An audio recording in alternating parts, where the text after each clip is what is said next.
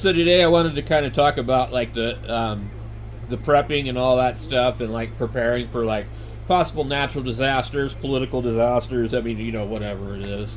Like who knows what's going to happen anymore? Like, I mean, without getting political and stuff, everything is pretty uncertain nowadays, and it's a good idea as hams to be like prepared for this kind of stuff.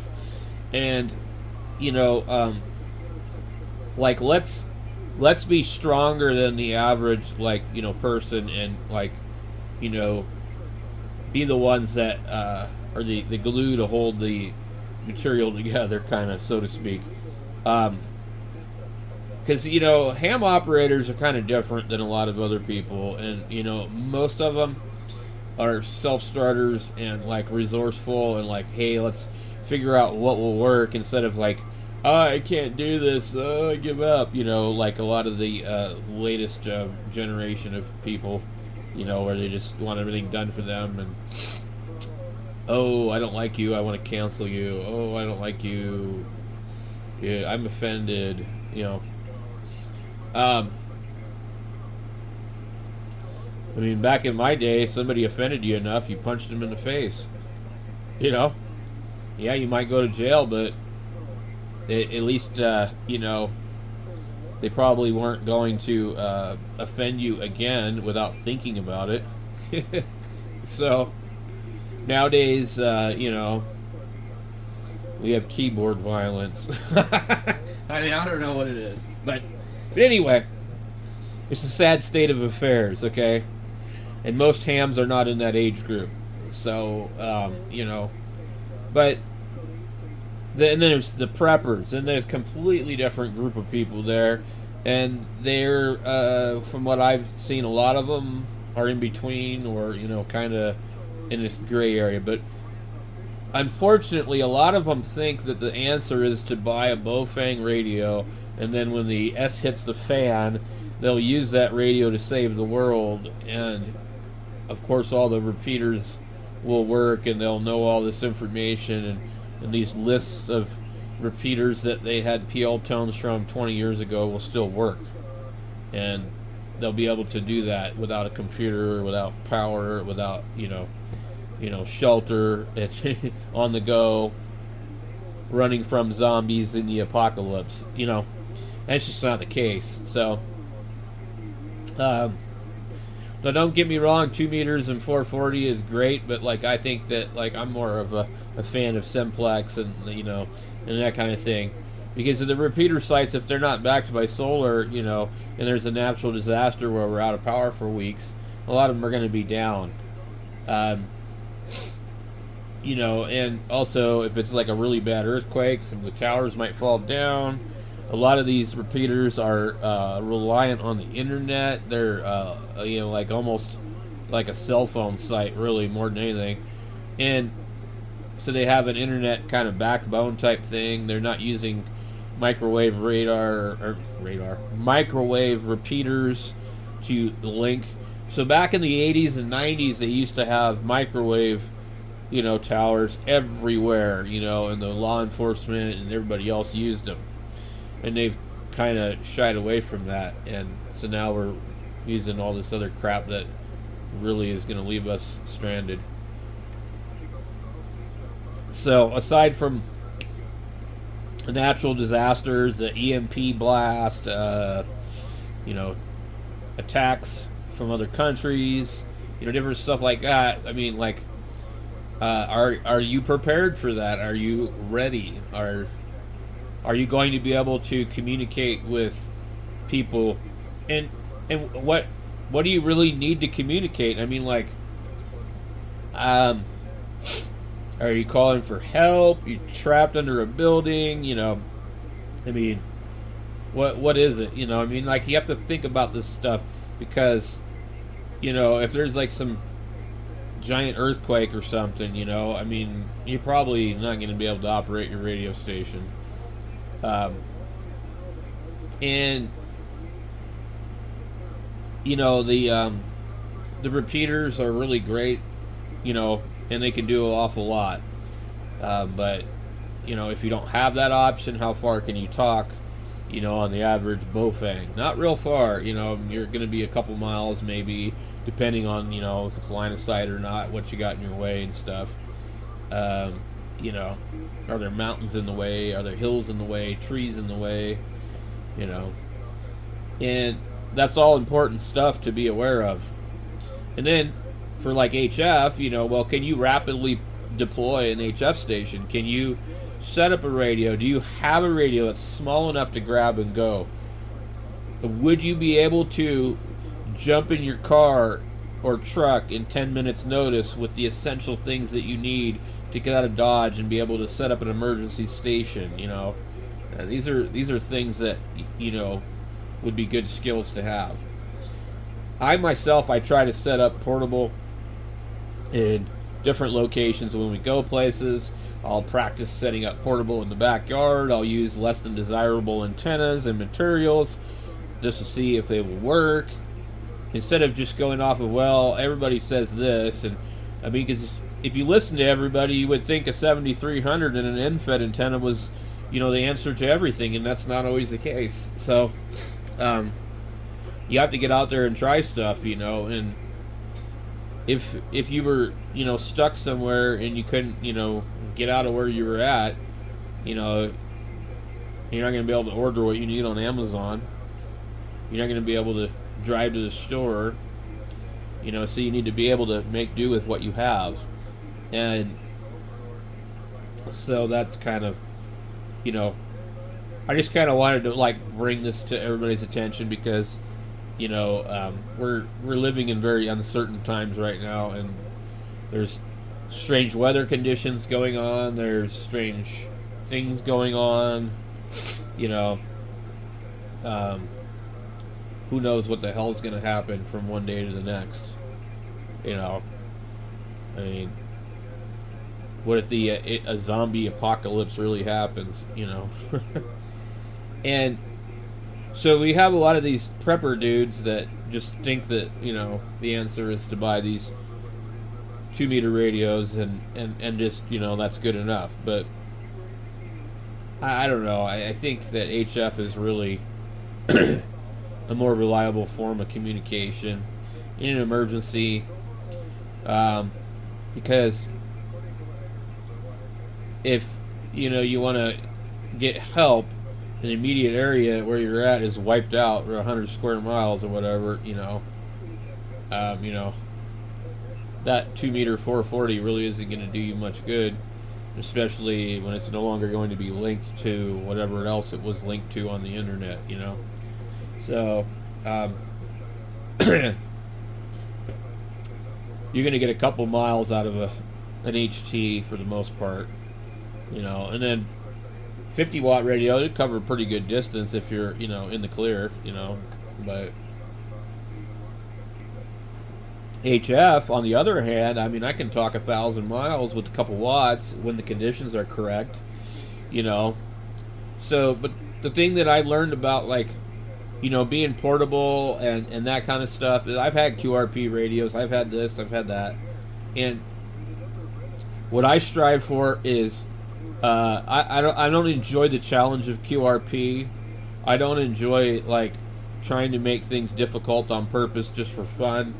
The idea for me is that ham radio should be reliable, predictable, consistent communication. That's why there's this rule that says you run the amount of power you need to carry out communication.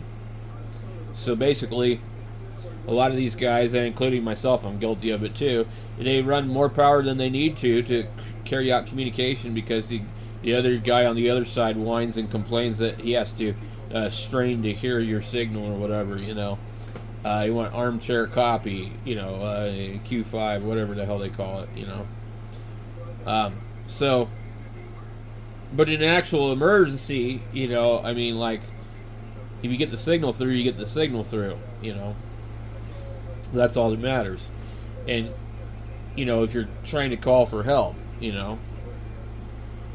But otherwise, I mean, ham radio is just kind of a form of entertainment, a hobby. And only in certain instances does it ever have a, useful purpose, So, but I think that we should all be prepared. We should all have, some kind of like ready to go thing. I already have like a mobile radio in my truck. I have a suitcase full of antennas that will cover all the bands that I possibly need, and batteries that are very lightweight and capable of 100-watt radios. So I think for as far as like portable, I mean, you could use, some of these larger radios for portable if you had to, but I mean, like, so I think kind of what it boils down to is what is the most, compact radio with a built-in antenna tuner that will accommodate the various different antennas for the different bands that you might need to use in an emergency. And, also, like, get out there and practice it, get a 7300, get a 991A, get a 710, maybe even ICOM 7100 or something. And, practice portable. Or you need to get something like an 891 or a Zygo G90. But, you want to avoid those QRP radios like, the 818s and those, other radios, because it's really difficult to make contacts on QRP power.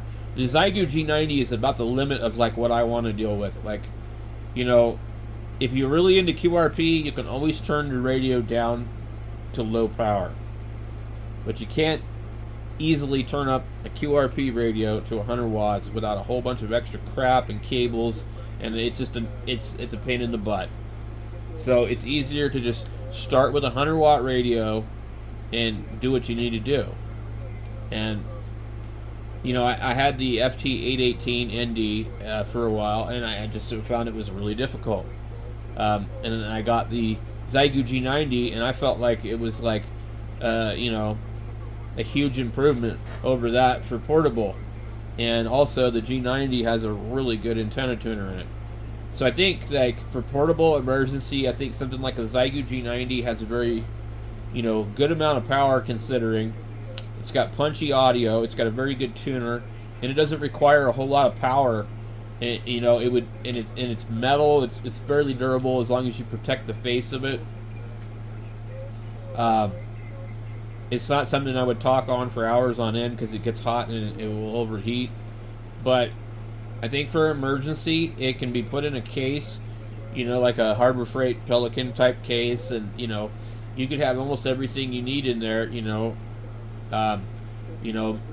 little bit of coax, or something, a 4-to-1 balun, whatever you need, and be able to, like, literally, you could have like a lithium ion pouch battery or something, like a RC power, battery, and use a buck boost converter and run that radio. And that radio is also like a really good radio because it'll run off of less than 12 volts. It'll also run off of, I think, up to like 17 volts or something really crazy, which I would never do because that just scares me. But there's a lot of radios like the ICOM 706 that if you don't have 14 volts, you're not getting 100 watts. And if you're not, 13.8 on the nose, you are not getting 100 watts out of that radio at all. Nothing. Ain't happening.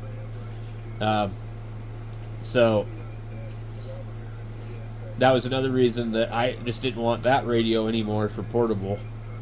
The 891 Yaesu is a little demanding at times too, but if you're using lithium iron phosphate, you're going to be much closer to that 14 volt mark.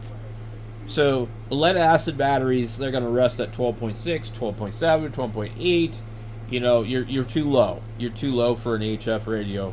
So the lithium iron phosphate is the answer. It's higher voltage. It's closer to 14, and you're just so much better with those batteries for weight, discharge and recharge and all that. Don't get me wrong, lead acid batteries are great if you have them and you need them and you can use them, and the weight isn't an issue and all that. don't have to worry about spilling them or anything like that. But the lithium iron phosphate is like really good.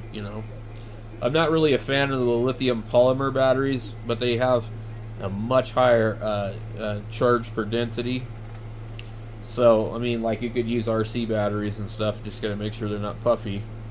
But these all are like really good things to like practice, and get out there and just grab your stuff and just bug out somewhere and try and set up everything and make contacts with people that you know and people you don't know, and just practice. It's not as easy as it seems, if you've never done it before. But once you've done it a few times, you kind of learn, like if I'm trying to operate portable, I have a limited amount of time and my goal is I need to make contacts. I personally go find the people that are doing parks on the air. I find the people that are doing predictable nets. I don't generally try and find the people that are having a rag chew conversation on a band and I don't know them, and then try and break into their conversation, because they're usually, alligator stations or whatever. They really, and they're upset that you've bothered them, interrupting their conversation. So I find that if I need to make a rapid contact, I will look for people doing parks on the air. And that's without using the internet or checking to see where they're at, see if they were spotted. If you do that, you can have even more success. So, the maritime mobile net, the RV net, there's just all these different nets that are held in regular times, But anyway, I just thought I would share a video on this topic, and I don't know that I'll like put together a how-to video, because it's like anytime I ever really put out a video on how to do something, people always have something that they want to say that's negative about it. And so it's kind of like, I know how to do all this stuff quite well, and I can share that with everybody and try and explain it, but it seems like it just kind of goes out the window, and nobody really cares. It's not something people are interested in. It's like they're like, thanks for wasting my time. So I am sure somebody will complain about this video and say, hey, you just talked about nothing for 17 minutes and 43 seconds. Okay, well, leave your comment down below and feed the algorithm, and do what you do. Or you can just shut your mouth and go somewhere else and listen to something that you want to watch. Anyway, I'll catch you guys later.